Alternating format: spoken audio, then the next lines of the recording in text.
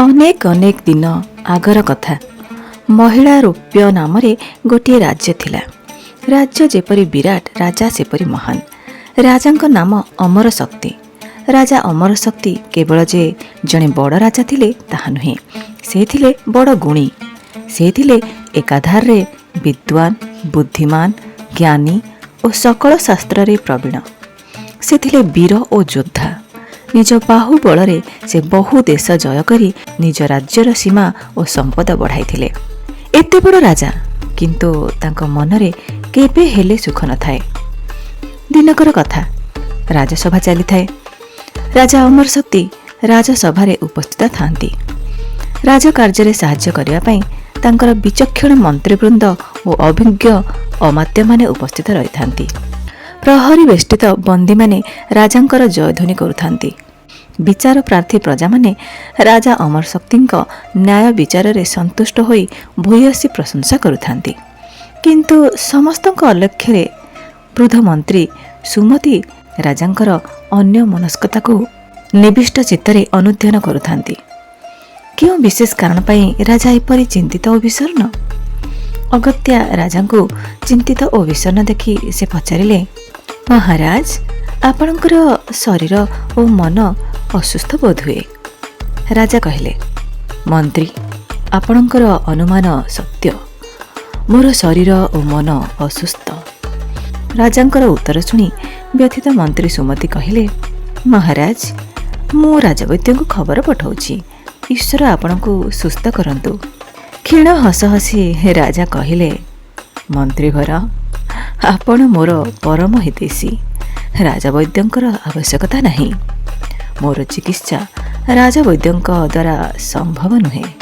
ରାଜାଙ୍କ କଥା ଶୁଣି ପାରିଷଦ ବର୍ଗ ତଟସ୍ଥ। ସମସ୍ତେ ଉତ୍ସୁକତାର ସହ ଏକ ସ୍ୱରରେ ପଚାରିଲେ, ମହାରାଜ, ଆପଣ ଏପରି କ'ଣ ଅସୁସ୍ଥ ଯେ ରାଜବୈଦ୍ୟ ବି ଆପଣଙ୍କୁ ଆରୋଗ୍ୟ କରିପାରିବେ ନାହିଁ? ରାଜା ଦୀର୍ଘ ନିଶ୍ୱାସ ଛାଡ଼ି କହିଲେ, ନିତ୍ୟାନ୍ତ ମୂର୍ଖ ଓ ନୀତିଜ୍ଞାନହୀନ ମୋର ତିନି ପୁତ୍ର ବହୁଶକ୍ତି, ଉଗ୍ରଶକ୍ତି ଓ ଅନନ୍ତ ଶକ୍ତି ହିଁ ମୋର ଅସୁସ୍ଥତାର କାରଣ। ଏହି ତିନି ମୂର୍ଖ ପୁତ୍ରଙ୍କ କଥା ଯେତେବେଳେ ମୋର ମନେ ପଡ଼ିଯାଏ, ସେତେବେଳେ ରାଜକାର୍ଯ୍ୟ, ପ୍ରଜାପାଳନ ଓ ଏହି ବିଶାଳ ରାଜ୍ୟ ମଧ୍ୟ ମୋତେ ଆନନ୍ଦ ଦେଇପାରେ ନାହିଁ। ବରଂ ଅପୁତ୍ରକ ହେବା ହିଁ ଉତ୍ତମ। ମନ୍ତ୍ରୀଗଣ କହିଲେ, ମହାରାଜ, ଆପଣ ଏପରି କଥା କୁହନ୍ତୁ ନାହିଁ। ରାଜା କହିଲେ, ପଣ୍ଡିତମାନେ କହିଛନ୍ତି ଅପୁତ୍ରକ ହେବା ଭଲ, ପୁତ୍ର ଜନ୍ମି ମରିଯିବା ବି ଭଲ। କିନ୍ତୁ ମୂର୍ଖ ପୁତ୍ର କୌଣସି ଦୃଷ୍ଟିରୁ ଭଲ ନୁହେଁ, କାରଣ ମୂର୍ଖ ପୁତ୍ର ଆଜୀବନ ଦୁଃଖ ଦେଇଥାଏ। ସଙ୍ଗେ ସଙ୍ଗେ ବୃଦ୍ଧମନ୍ତ୍ରୀ ସୁମତି କହିଲେ, ମହାରାଜ, ଯଥାର୍ଥ କହିଛନ୍ତି। ମୂର୍ଖ ପୁତ୍ର ଥିବା ଅପେକ୍ଷା ଅପୁତ୍ରକ ହେବା ହିଁ ଭଲ, କିନ୍ତୁ କୁମାରମାନଙ୍କୁ ଶିକ୍ଷା ଦେବା ପାଇଁ ବ୍ୟବସ୍ଥା କରିବାକୁ ହେବ।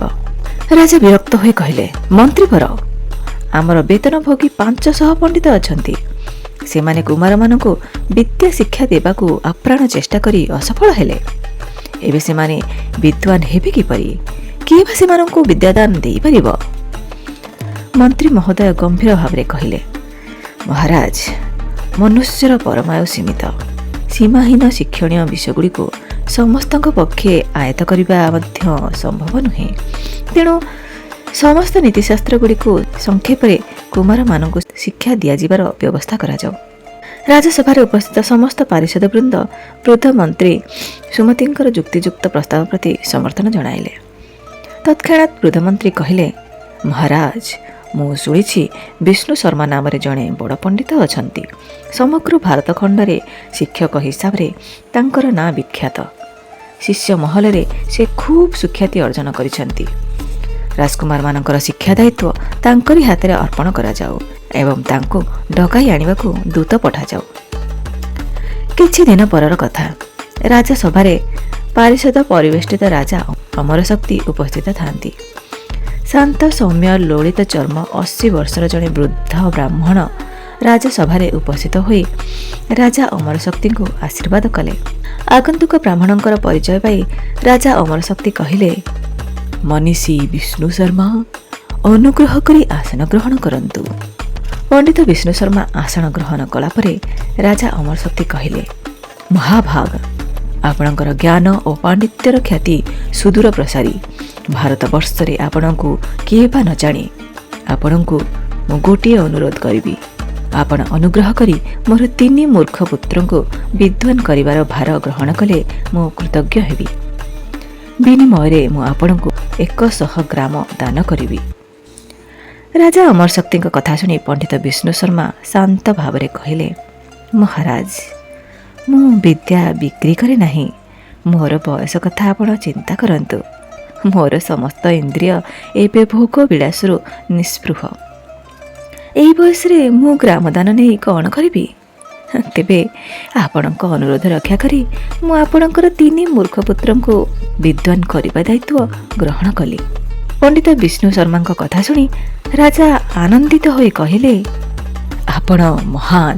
ବିଷ୍ଣୁ ଶର୍ମା କହିଲେ, ମହାରାଜ, ମୁଁ ପ୍ରତିଜ୍ଞା କରୁଛି, ଯଦି 6 ମାସ ମଧ୍ୟରେ ଆପଣଙ୍କର 3 ମୂର୍ଖ ପୁତ୍ରଙ୍କୁ ବିଦ୍ୱାନ ନ କରିପାରିବି, ତେବେ ମୋର ନରକ ପ୍ରାପ୍ତି ହେବ। ବିଷ୍ଣୁ ଶର୍ମାଙ୍କ ପ୍ରତିଜ୍ଞା ଶୁଣି ସଭାସଦବୃନ୍ଦ ଆନନ୍ଦିତ ହୋଇ ତାଙ୍କର ଭୂୟସୀ ପ୍ରଶଂସା କଲେ। ତାପରେ ପଣ୍ଡିତ ବିଷ୍ଣୁ ଶର୍ମା ମିତ୍ରଭେଦ, ମିତ୍ରପ୍ରାପ୍ତି, କାକୋଲୁକୀୟ, ଲବ୍ଧ ପ୍ରାଣାସ ଓ ଅପରୀକ୍ଷିତ କାରକ ଏପରି 5ଟି ତନ୍ତ୍ର ରଚନା କରି 6 ମାସ ମଧ୍ୟରେ 3 ମୂର୍ଖ ପୁତ୍ରଙ୍କୁ ବିଦ୍ୱାନ କରାଇଲେ। ବିଷ୍ଣୁ ଶର୍ମାଙ୍କର କଠିନ ପ୍ରତିଜ୍ଞା ସଫଳ ହେଲା।